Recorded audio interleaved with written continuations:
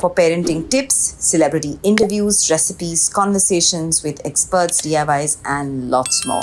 Subscribe to Kids Talk Press now. What motivates you to get on to, before you work out every morning, and especially me, I work out like really early. There is a game that your mind and body play, right? Like your mind tells you, acha 5 minutes aur, and the body says, nahi, chalo, utho, late ho jayega. And then the mind says, no, forget it today. You've worked very hard. Let it go. So does that happen with you? Like, how do you snap out of that, and what motivates you? So I'll tell you, that happens to me very rarely. Firstly, with me, it's the opposite actually. I have to tell myself that I should stop working out now because I'm overdoing it. So I have to tell myself, okay, next 5 minutes, and then I should stop. And then the 5 minutes stretch to 10 and 15. And sometimes I end up working out for like 1.5 hours, which is a lot. I think it's way too much. Shouldn't be doing that because I don't want my body to be trained to be working out 1.5 hours or 1 hour 15 minutes every day. 45 minutes I think is ideal. But the times that I do feel that struggle and I feel that, okay, no, I want to snooze in that 5 minutes extra and maybe I'll just skip it, let me just have a wholesome breakfast of pancakes and chocolate sauce and all that.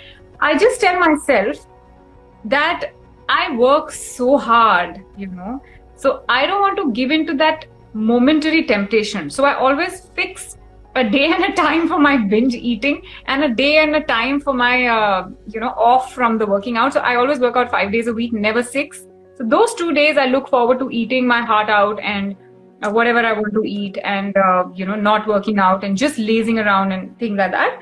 But other than that, I think it's just that I keep telling myself that, okay, Saturday is around the corner and I can give a break. So till then, I want to make this week count. What do you tell yourself on a day you can't get out of bed to exercise? I don't think that has happened in the last 6 years, 5-6 years. Yeah. It's not happening. I'll tell you what.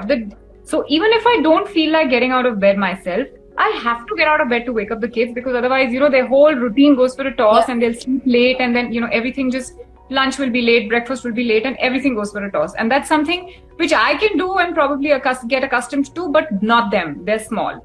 So once I get out of bed to wake them up, then I'm anyway awake and I have my first, cup of black coffee and then I can work out. Then there's no stopping me. Hacks to wake up and exercise every morning. So obviously, clearly, people say that put your clothes out, select your workout. Do you plan like that? What you're going to do tomorrow? Do you make your routines prior? How do you go about picking what you're going to work out the next day? So I think just as a basic plan I do have, I know that I'm going to do my legs tomorrow or chest and back or, arms or shoulders, whatever, or cardio, what I'm going to do. But what exactly the exercises are going to be and how I want to go about it is something that I plan as I go along. Because I like to keep it a little impromptu as well. Otherwise, it gets very boring.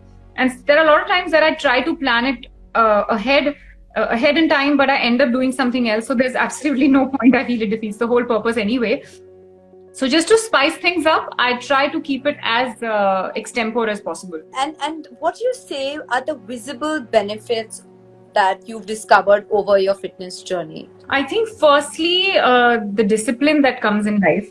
Because of your working out routine, everything else, you're better. I think I'm better able to plan my entire day thanks to that 1 hour that I devote, the exact same hour that I devote in the morning to working out. Okay, so the discipline is there. The efficiency has gone up a lot because there's so much more that I can take out from a day by working out.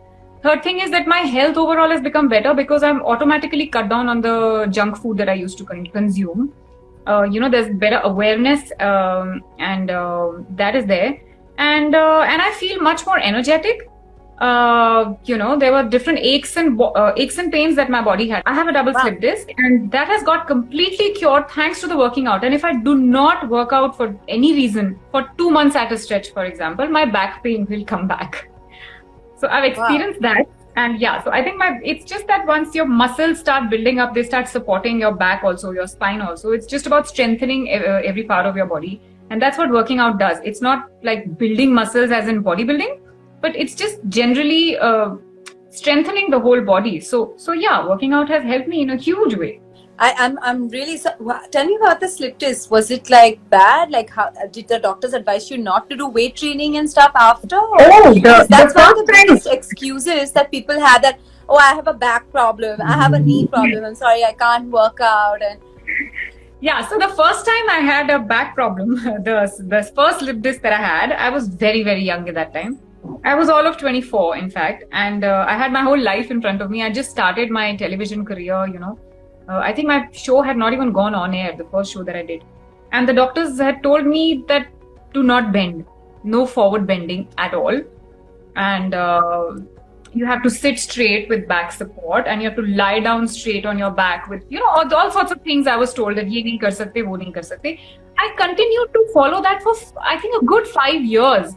And I don't remember feeling more a cripple than those 5 years, because wait nahi sakte ho aap, you can't skip, you can't run, you can't sit aram se, you know, aada teda like how kids sit, and so many other things. But it's, I think, this one time in my life, okay, after that I got pregnant and I had the baby, and then I slowly started working out again, and then I had my second slip disc.